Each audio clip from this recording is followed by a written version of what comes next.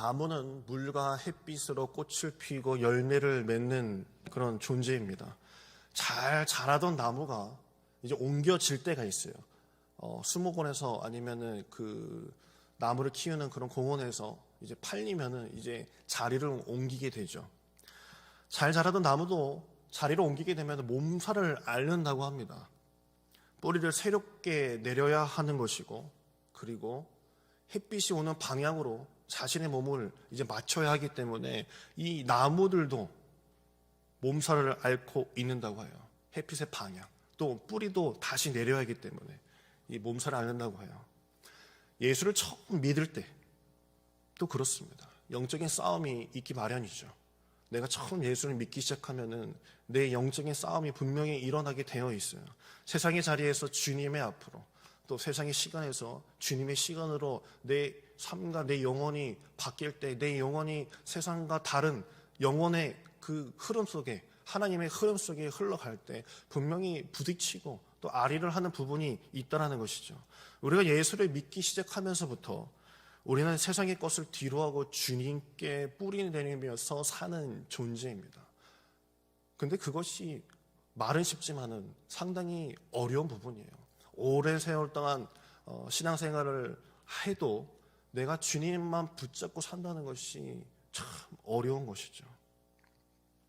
세상 것들과 싸워내고 몸살을 앓을 것이고 진리신 예수 그리스도를 믿으면서 내 몸과 정신에 엄청난 변화들이 일어나게 되어 있습니다. 하나님을 믿는다는 것은 결코 쉬운 일이 아닙니다.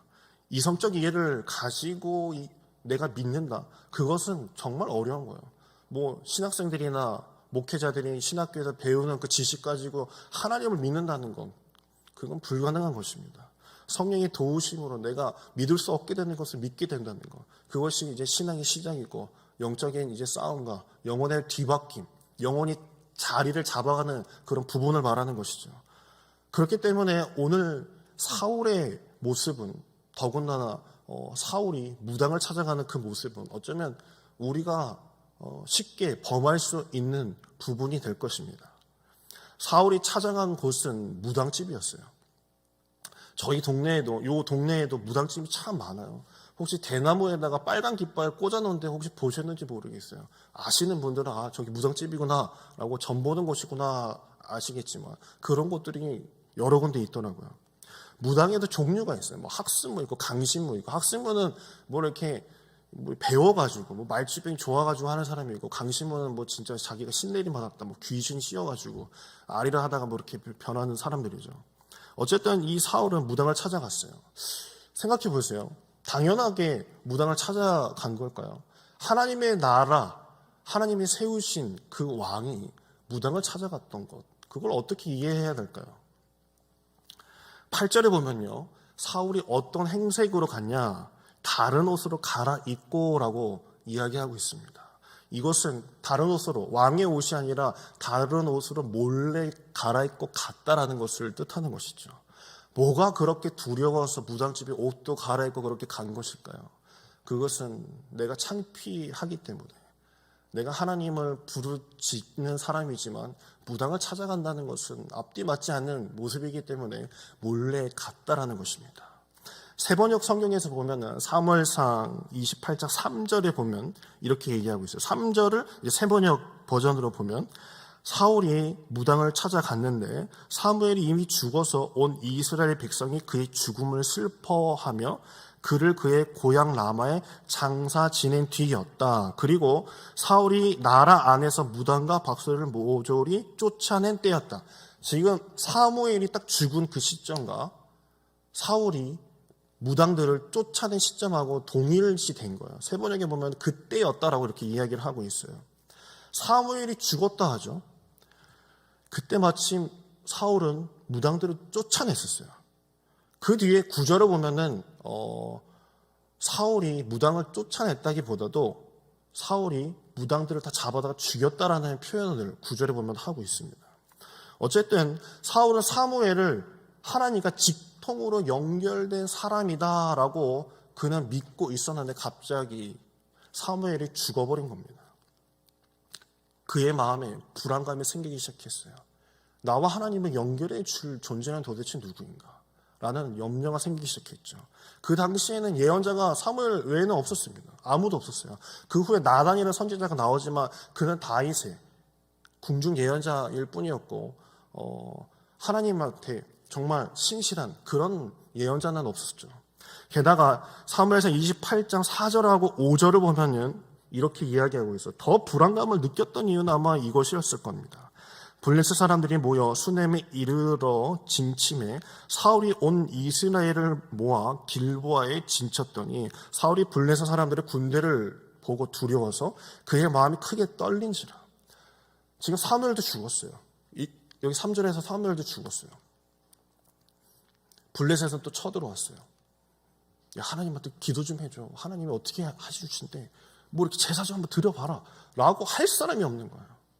블레셋은 진치고 우리를 언제 공격할지 모르는 상황에서 사울은 두려워하기 시작을 했다라고 성경에서 말해주고 있습니다. 전쟁에 능하신 하나님께서 더 이상 자기와 함께 하시지 않는다라는 것도 그는 알고 있어요. 사무엘이 그를 폐위시켰다는 것도 사무엘의 입을 통하여서 들었기 때문에 본인이 너무나도 잘 알고 있었습니다. 두려움과 공포에 휩싸일만 하죠. 그렇지만 사울은 너무나도 다급했는지 하나님한테 기도를 한다는 부분이 있어요. 6절을 보면 이렇게 얘기하고 있어요. 사울이 여호와께 묻자오되 여호와께서 꿈으로도 우림으로도 선지자로도 그에게 대답하지 아니하심으로 하나님께 기도를 했는데 하나님께서 어떤 반응을 내놓으셨냐면 묵묵부답 아무런 응답을 하지 않는 거예요. 여기 6절에 보시면요, 꿈으로도 우림으로도라고 얘기하고 있죠. 우림은요, 제사장들, 대제사장들이 여기 이제 뭐라 그럴까요? 여기 돌 같은 거 여기 껴놓고 제비뽑기 하는 뭐 그런 거 있어요. 우림과 둠밈 아시죠? 한 번이라도 들어보셨죠? 그런 거, 제비뽑기. 하나님께서 이런 말씀을 주셨어요. 딱 뽑았을 때 그게 나오면 하나님 뜻이구나 라고 믿었던 게 그들이었기 때문에 이런 것도 표시를 안 해주시는 거예요. 아무것도. 그러니까 사울 입장에서는 하나님께 기도한답시고 해볼 거 다 해보는 거예요. 꿈도 꿔보려고 했고 우림과 둠밈도 가져와봐라 해가지고 해보려고 했고 아무것도 이루어지지 않았던 것입니다. 그래서 결국 사울은 자신이 사울이라는 것을 감춘 상태로 무당을 찾아가게 된 것이에요. 오죽 답답했으면 사울도 그랬을까요? 옷을 갈아입고. 역대상을 보면요, 사울이 죽임을 당하죠. 사울이 죽임을 당하는 이유에 대해서 하나님께서 말씀하신 부분이 있어요. 역대상 10장 13절하고 14절을 보면요, 이렇게 말씀하고 있습니다. 한번 같이 읽어볼까요? 역대상 10장 13절하고 14절입니다.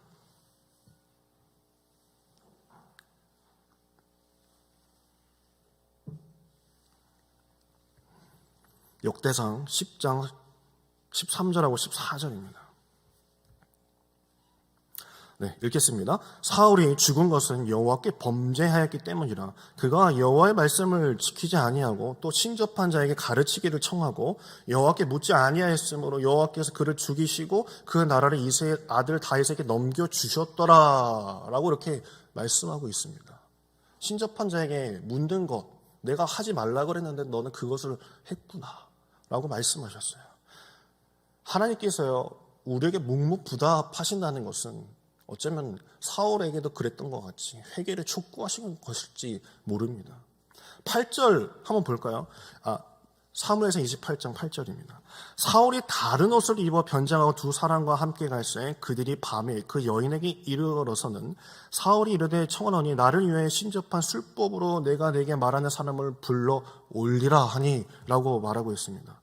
사울이 무당을 찾아가서 한다는 말이 땅에 묻혀있는 사람 좀 깨어나게 해달라, 불러달라라고 얘기하고 있어요. 신명기 18장 10절에서 12절을 보면요, 하나님께서 분명히 그런 행위를 하지 말라라고 말씀하신 부분이 나옵니다. 신명기 18장 10절에 12절 제가 잠깐 읽으면요, 그의 아들이나 딸을 불 가운데로 지나가게 하는 자나 점쟁이나 기륭을 말하는 자나 요술을 하는 자나 무당이나 진언자나 신접자나 쭉쭉쭉 용납하지 말라. 이런 일을 행하는 자는 모든 자를 여호와께서 가증히 여기시나니 이러한 가증한 일로 말미암아 내 하나님 여호와께서 그들을 내 앞에서 쫓아내시느니라 라고 말씀하셨어요. 그리고 레위기 보면은 레위기 19장 31절에도 그와 비슷한 얘기가 나와요. 하지 말라. 내가 추종하고 스스로 더럽히지 말라. 그런 짓 하지 말라라고 하나님께서 말씀하시거든요. 율법에서 철저히 금지시킨 행위를 사울이 직접 가서 하고 있었던 거예요. 하나님께 기름 부은 왕이. 사울은 그 신접한 여인에게 말합니다. 사무엘을 불러 올려라. 사무엘을 불러달라라고 이야기를 해요.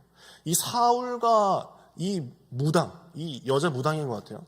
이 무당의 모습이 참 재미납니다. 사무엘상 28장 14절을 보면요. 제가 계속 찾고 있는데 한번 볼까요? 14절을 보면요. 사울이 그에게 이르되 그의 모양이 어떠하냐 하니 그가 이르되 한 노인이 올라오는데 그가 겉옷을 입었나이다 하더라. 사울이 그가 사무엘인 줄 알고 그의 얼굴을 땅에 대고 절하니라 라고 이렇게 이야기합니다.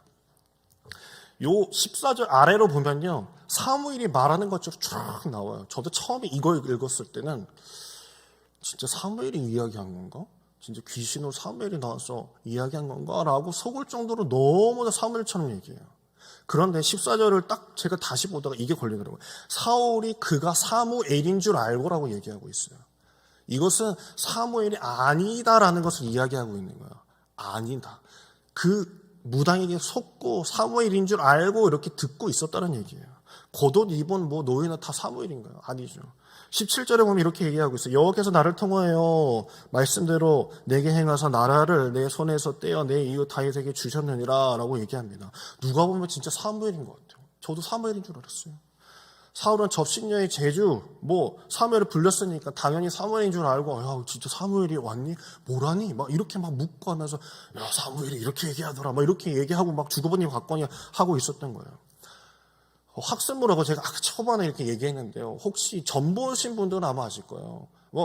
영화에도 이런 얘기 나오잖아요. 막 이렇게 조금 사이비 같은 그런 무당은 이렇게 얘기해요. 너 형제 있지? 너 남동생이 있지? 아니, 저 혼자인데요. 아유, 욕심도 많고, 혼자 태어나가지고, 그거 형제들 거 다 가지고 갔네. 막 이렇게 막 둘러대는 그런 무당의 재주 같은 거 있잖아요. 그런 식으로 이야기하는 거예요. 생각해 보세요. 점쟁이가요. 그 나라 돌아가는 거 모르고 있을까요? 저 같아도 사울한테 이 정도 얘기는 해줄 것 같아요. 나라 돌아가는 상황 아는 사람이라면 사울한테 두려워서 떠는 그 사울한테 이 정도 얘기는 다 해줄 수 있지 않을까요? 무당이 불러낸 귀신을 사실로 받아들이고 싶은 이들에게는요. 사울처럼 미혹될 수밖에 없어요. 미혹될 수밖에 없어요. 거짓된 신, 존재하지 않는 것에 휘둘릴 수 있다는 거예요. 열왕기상 22장을 보면요. 북이스라엘의 아합 왕과 남유다의 여호사밧 왕이 아람국하고 전쟁을 치르려고 동맹을 맺는 부분이 나와요. 동맹을 맺는 이유는 사돈지간이기 때문에 동맹을 맺고 이제 전쟁을 하는 거죠.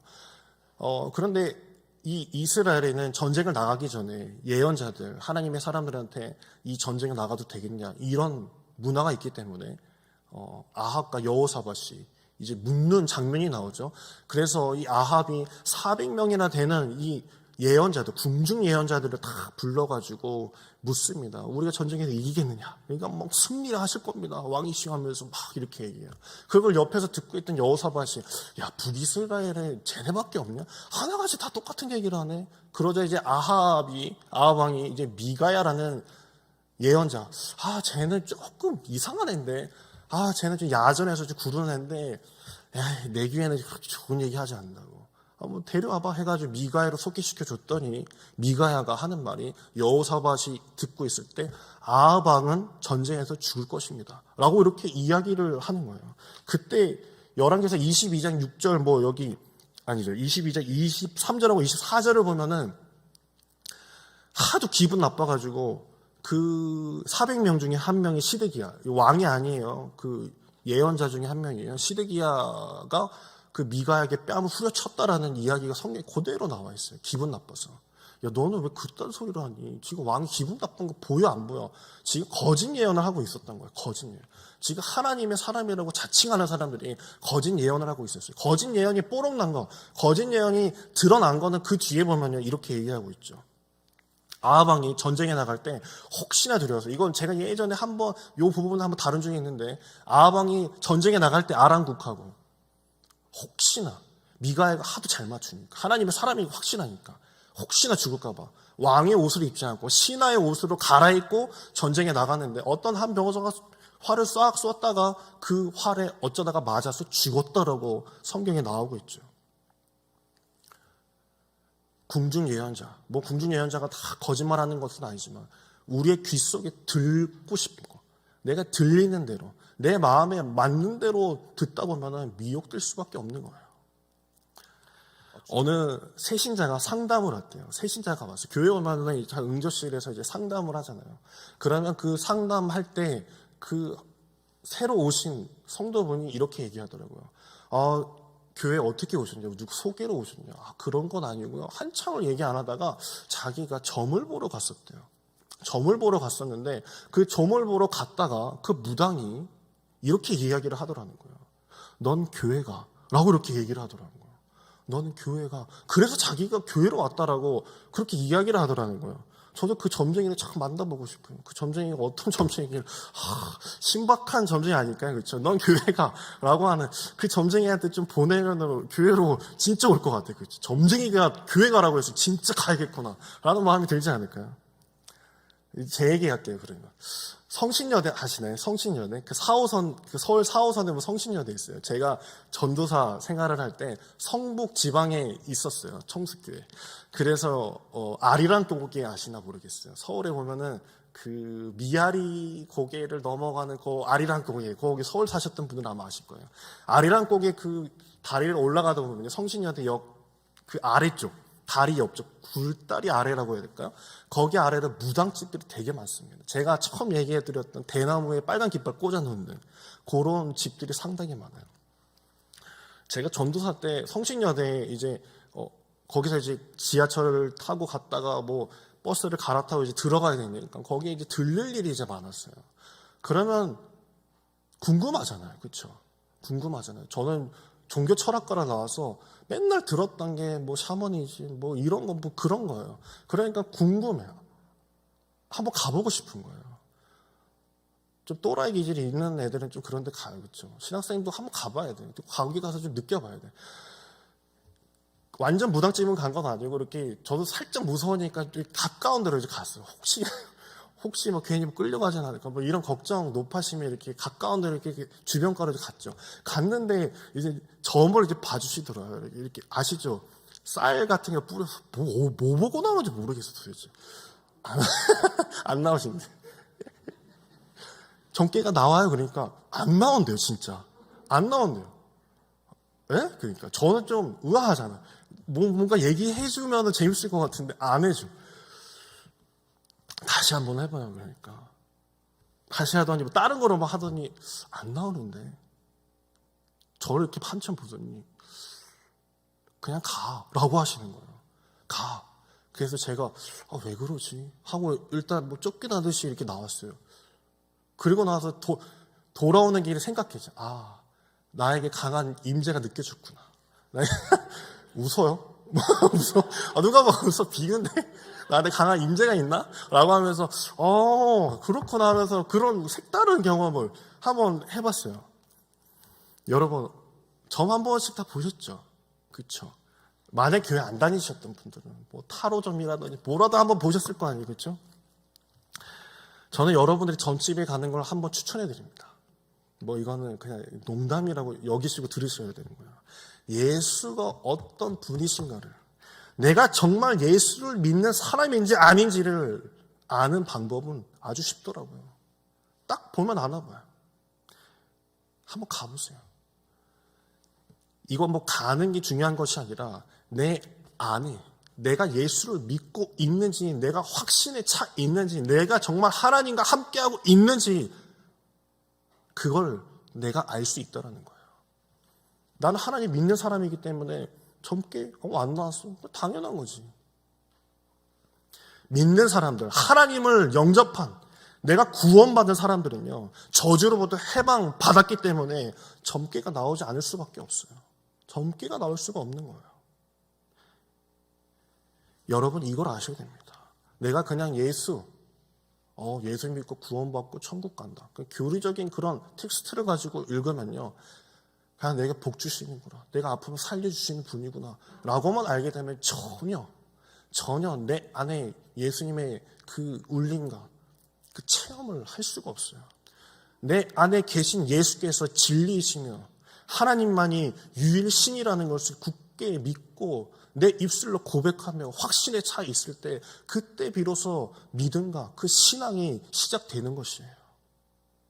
맨날 밤이나 낮이나 밤이나 낮이나 맨날 이거 부른다고 해가지고 내 안에 성령이 그런 게 아니에요. 내가 강하게 믿고 있었을 때, 내 안에 하나님이 존재한다라는 그 확신에 차 있을 때, 그때 역사가 일어나는 것입니다.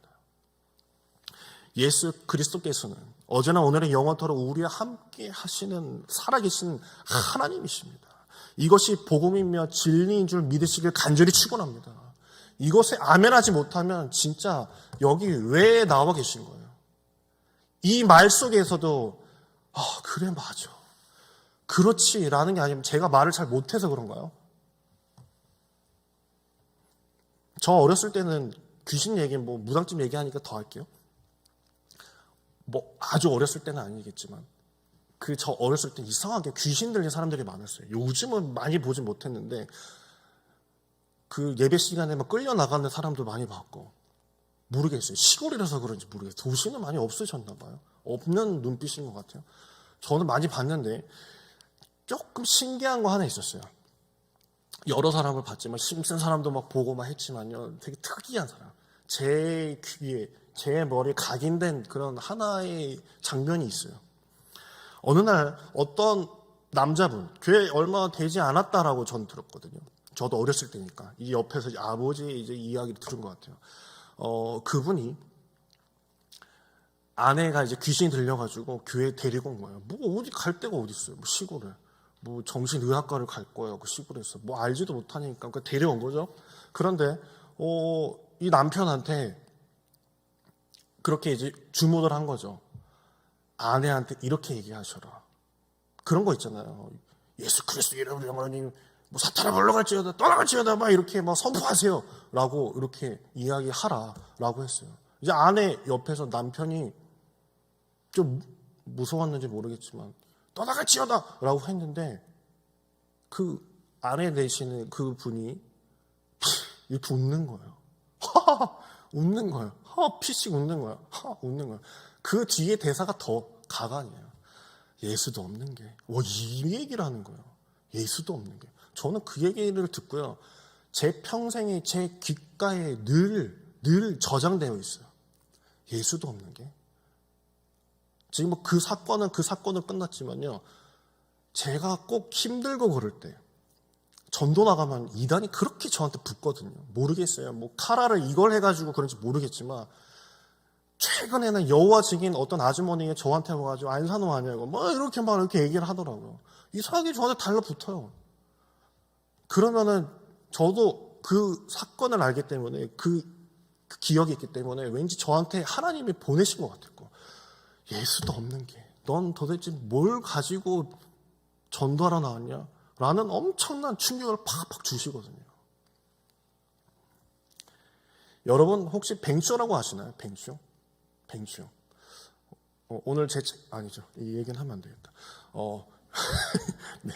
뱅쇼라고 아시나요? 이 뱅쇼라는 것이요, 그 프랑스에 보면은 이 추울 때 겨울에 뱅쇼라고, 뱅이 와인뱅, 프랑스 말로. 근데 쇼가 프랑스 말로 따뜻해진다라는 거예요. 그래서 뱅쇼가 이 와인을 끓여가지고 따뜻하게 마시는 이 차를 말하는 거죠. 우리나라도 많이 카페에서 팔더라고요. 뱅쇼라고. 과일도 넣고 꿀도 넣어가지고 건강하게 몸을 데피는 것이죠. 그런 것도 끓이다 보면은 어떻게 되죠? 막 죽어요. 그렇죠? 알코올은 날아가고. 그런 거 저도 되게 좋아하거든요. 음식을 조리하면서요, 오랜 시간 동안 끓이다 보면은 태워 먹는 것도 있겠지만요, 이게 일본 말인지 모르겠지만, 엑기스, 딱 와닿죠? 엑기스가 남게 됩니다. 아주 끈적끈적한 엑기스가 남게 돼요. 수분 다 빼고 진짜가 남게 되는 것이죠. 우리가 고난을 받을 때, 숨이 턱턱 막힐 때, 정말 사흘과 같이 어떻게 해볼 방법이 없을 때, 하나님이 뭉부부답이셨을 때, 나에게는 도대체 어디에 있을까? 내가 어디로 가야 할까? 어쩌면 저에게는 이 코로나 시대에 나의 목회 방향은 도대체 어디로 가야 될까? 보이지 않을 때, 진짜 답답함이 있을 때, 내 마음에는 예수도 없는 게 넌 목사질을 하고 있니? 라는 말을 들을까 봐 저는 늘 걱정하고 있어요. 우리의 삶에서도 우리의 삶이 들들들 끓다 보면은 무엇이 남을까요? 저는 부디 여러분들에게는 예수가 남길 간절히 바랍니다. 그 안에, 내 마음에 정말 확신이, 정말 내 안에 예수 그리스도가 계시구나. 겉으로 예수 믿는 척하고 있으면 분명히 사탄이 장난질을 합니다. 분명히 장난질해요. 쓰러지게끔 되어 있어요. 내 안에 정말 예수 그리스도가 계신다는 그 확신을 가지고 신앙생활하길 간절히 바랍니다. 이 시대에 한순간에 내가 넘어가는 수가 있어요. 내 안에 예수 그리스도가 계시다는 확신이 없다면. 내 신앙도 어려움을 만나다 보면 내 신앙이 무엇인지 알게 되어 있습니다. 여러분 가슴에 하나님의 남길 축원합니다. 오늘 이 시간 숨막히는 이 땅에서 주님을 부르짖으면서 찾길 간절히 축원합니다. 내 숨통을 터주시는 분은 하나님밖에 없다는 것을 기억하시면서 주여, 내가 기도가 나오지 않습니다. 주여, 내 영적인 숨통이 꽉꽉 막혀가지고 주여, 내가 기도할 자리를 잃었습니다. 주여, 내 기도할 시간을 잃었습니다. 주여,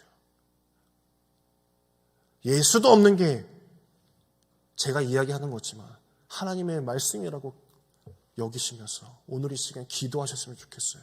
주여, 내 안에 진짜 진정한 예수 그리스도가 있습니까?